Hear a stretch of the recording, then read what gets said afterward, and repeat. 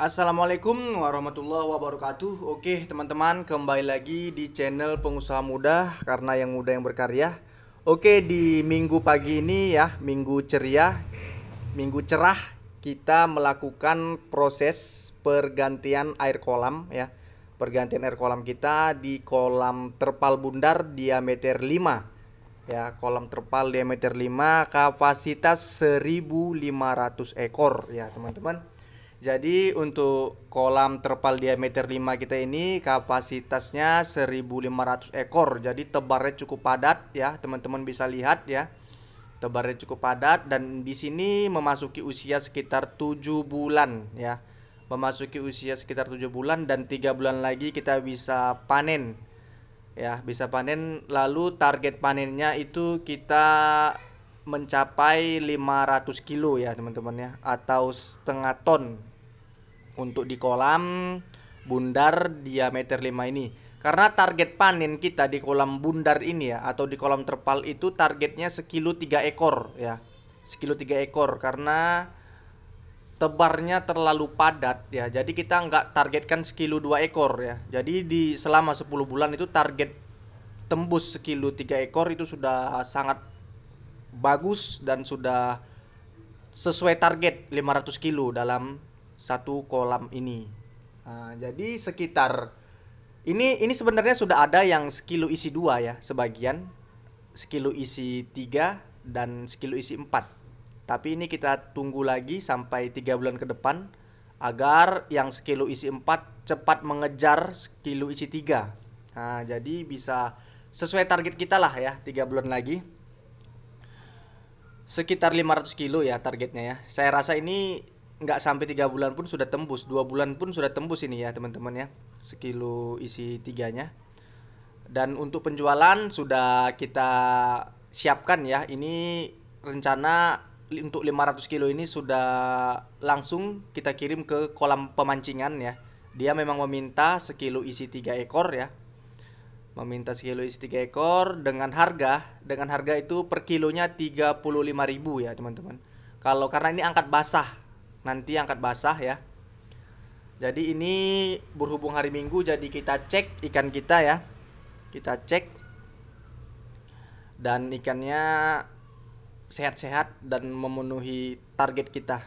Jadi nanti untuk hasilnya ini ya, hasilnya itu sekitar 17 juta dalam per satu kolam ini. Ya, untuk hasilnya.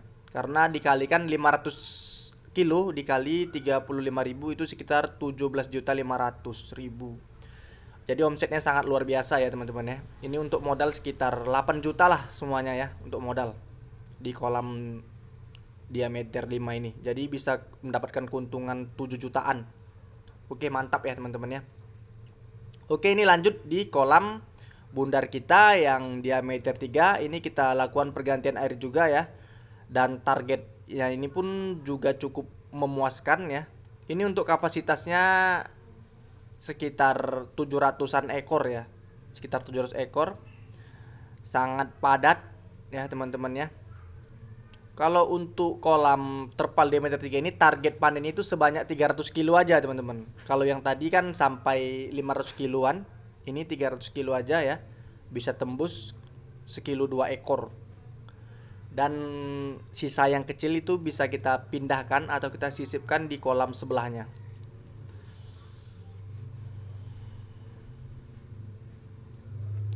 Kalau untuk budidaya di kolam terpal itu mudah ya teman-teman ya. Kita bisa melakukan pergantian air seperti ini ya, bisa melakukan pergantian air seperti ini. Tapi kalau budidaya ikan gurami di kolam tanah itu kita tidak lakukan pergantian air. Hanya saja air itu kita tambahkan atau kita grojok ya. Jadi itulah beberapa perbedaan dalam budidaya ikan gurami di kolam terpal, beton dan di kolam tanah ya. Ada berbagai sistem ya kita ya dalam budidaya ikan gurami ini. Sebenarnya lebih gimana ya teman-teman, kalau di kolam tanah itu kalau untuk pemula saya rasa pasti gagal ya. Untuk di kolam tanah ya pasti gagal, karena kalau untuk pemula itu lebih bagus mainnya di kolam terpal. Kenapa saya bilang pasti gagal main di kolam tanah? Karena pemula ini kan tidak memikirkan hama, ya, hama yang ada di kolam tanah. Jadi dipastikan bisa gagal budidaya di kolam tanah. Tapi kalau kita ya yang sudah bermain lama di kolam tanah, beton ataupun tanah, karena kita sudah lama, jadi kita sudah mengetahui kelemahannya. Jadi sebenarnya lebih lebih mudah dan lebih gampang di kolam tanah, teman-teman. Kita kesulitannya di awal saja, di awal penjagaan benih, agar benih itu tidak diserang oleh hama, ya. Jadi pada saat budidaya awal itu di kolam tanah itu harus kita berikan jaring, ya, jaring agar ikan gabus atau hama-hama lainnya itu tidak memasuki benih yang kita tanam tadi. Caranya gimana? Itu kita berikan kerambah, ya. Kita berikan kerambah di tengah-tengah kolamnya, ya teman-teman, di tengah-tengah kolam tanahnya, agar ya hama itu tidak masuk ke dalam jaring tersebut. Dan kita pun dapat memantau dengan mudah. Apabila ada hama, jaringnya kita angkat, ya. Jaring kita angkat, lalu hamanya bisa kita buang atau kita kita goreng lah, istilahnya kan hama ikan gabus yang memakani benih kan seperti itu. Nah, jadi hamanya bisa kita singkirkan dari kolam tersebut. Dan di situ kita buat ikan tersebut sampai mampu bertahan hidup. Kan kita masuk benih sekitar 1,5 inci sampai 2 inci. Sampai ukuran 3 jari baru bisa kita buka keramba tersebut, baru bisa kita lepas. Itu otomatis ikan tersebut sudah sulit diserang oleh hama-hama tersebut, seperti ikan gabus ya, teman-teman. Jadi angka kematian jauh lebih kecil. Disitulah tingkat keberhasilan kita dalam budidaya kolam tanah. Tapi kalau untuk pemula, dia otomatis tidak berpikir sampai situ dan tidak tahu cara menangani hama tersebut. Jadi itulah dia penyebab pemula gagal. Beda dengan kita, kalau kita sudah paham ya, di kolam tanah itu kesulitannya hanya di awal. Hanya di awal. Dia setelah 3 jari itu kita tinggal merawat saja, tidak perlu melakukan pergantian air ya. Tinggal melakukan pembesaran saja. Beda di kolam terpal ini, teman-teman. Kalau di kolam terpal ini kita memang tidak ada kendala di awal. Benih itu aman dan tidak ada hama. Lalu di pembesaran di usia 5 bulan ke atas itu hamanya adalah sumber penyakit yang terdiri dari kotoran ikan tersebut. Jadi, nah disinilah dia tingkat intensinya ya, tingkat intens kita menjaga kualitas air tersebut. Jadi di usia 5 bulan kita harus melakukan perawatan air itu rutin, teman-teman. Karena ikan sudah semakin besar seperti ini ya, teman-teman bisa lihat ikan sudah semakin besar, makannya semakin banyak, dan kotoran semakin banyak. Jadi amonia menumpuk. Nah, itulah perbedaannya di kolam tanah dan kolam terpal. Penjagaannya itu tadi. Lebih intens lagi penjagaan di kolam terpalnya di usia 5 bulan ke atas.